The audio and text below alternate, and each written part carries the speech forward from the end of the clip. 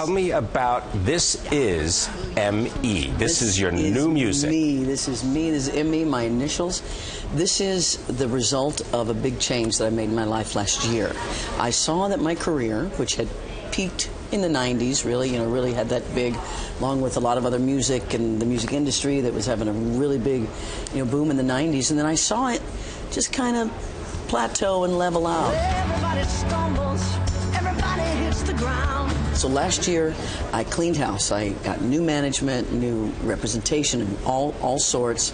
And I said, let's put our heads together. What does Melissa Etheridge need to do as a brand in 2014, 2015, and on? How do I monetize that which I know is out in the world that is a good feeling about myself and my music? How can I make that work for me? So I got off my record label I'd been on for 25 years, Island Records.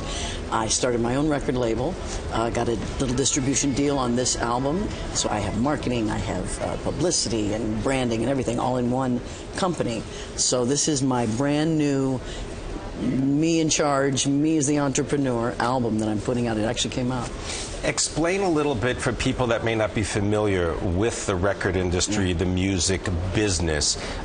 What was it like in 1993? Compare it to what's going on now. The record business industry, the recording industry, was built on the model of they would find an artist in the 50s, 60s, 70s, 80s even. And what happened in the 80s was, they would find an artist, they would sign them, you would be bound to them. Everything, your voice would belong to the record company. You couldn't go sing on anyone else's song without their permission. You couldn't do anything with your voice. They owned your voice. And then it started to fall in on itself with digital. If you want the song Come to My Window for this TV show or for a movie, you would call Island Records and you would ask them and you would pay them because they own the master. They own that recording. I don't own it. I don't really make any money on that recording. Tell us about the latest musical endeavor, because that also brings together a lot of different people. Yes, well, the new model is that I don't have this $1 million budget up front. I used to write the songs and I'd go in with a producer, I'd pay him some money, I'd pay the band some money, and 2 weeks in a studio and you make a record. Now, since I don't have that upfront money, I go to the producer, who now, because of technology, has a much smaller studio. It can all be done much more economically. You can make a record in your bedroom now, basically. As far as the music, I'm wondering if you can describe how that is infused with your own personal life, let's say over the last decade or so, because you've had to face some very significant health issues with cancer. Mm-hmm. How does that come out in the music?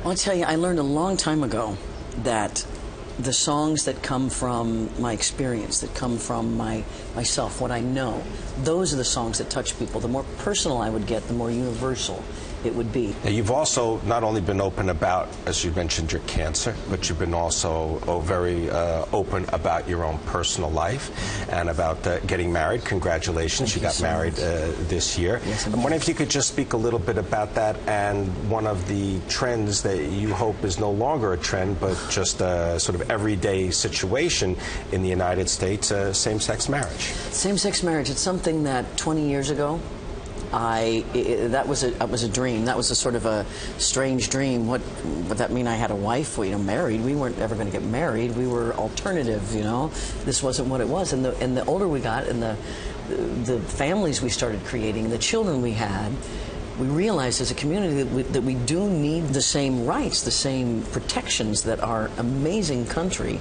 and affords us. There's the possibility maybe of something on Broadway?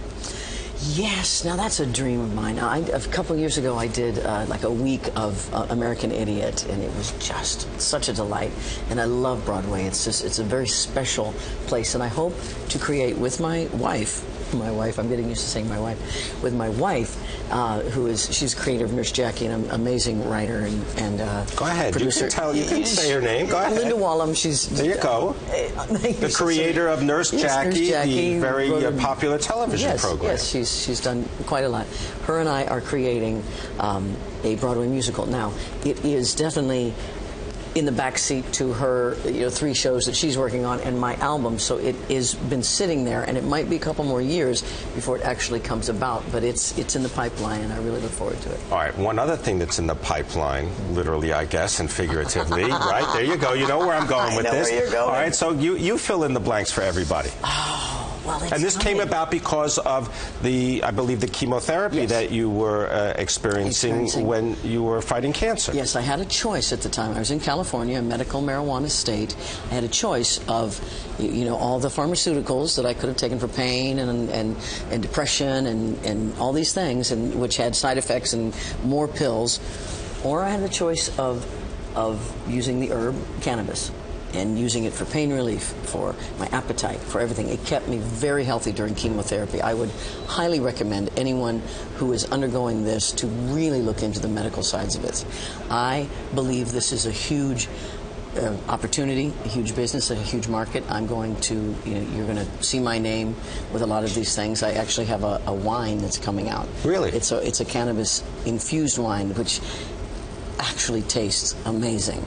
And so we're working on that. There's a lot of legal, of course, stuff that's just amazing. But once that settles down, I really look forward to bringing this to the world in a not scary way, and not a drug, the way it used to, outlaw way. It's not that anymore. This is an American business that really needs a lot of help.